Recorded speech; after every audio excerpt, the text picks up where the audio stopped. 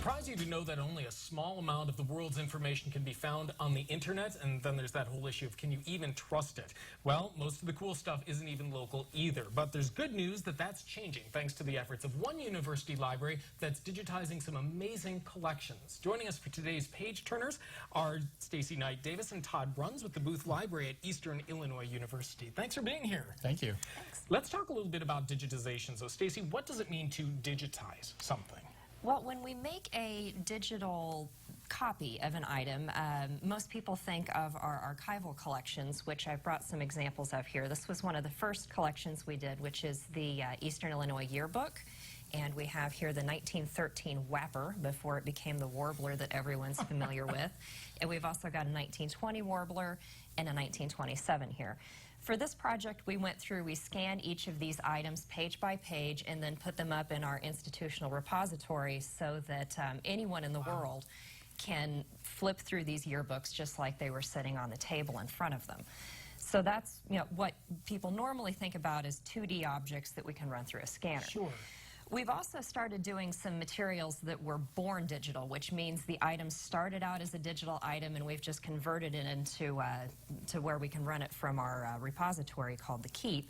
This is a DVD component to a thesis that a student wrote that's called A Soldier's Home, and it is a tribute to one of his comrades that died in the Iraq War.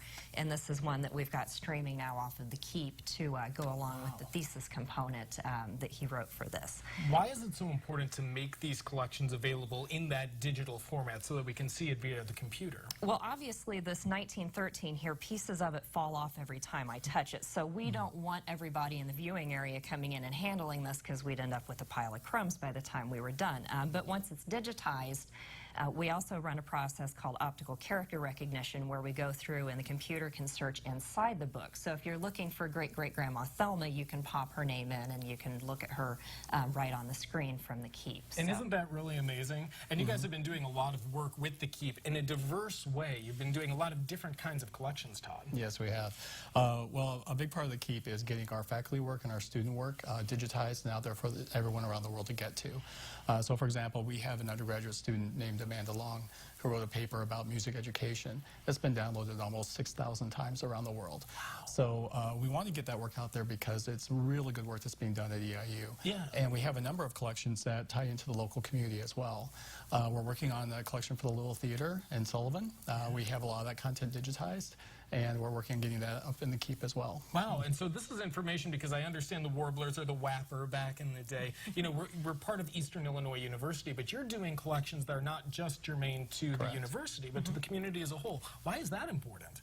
Well, I think it's important to make those local connections, and there's a lot of very interesting material that's local here that people don't know about.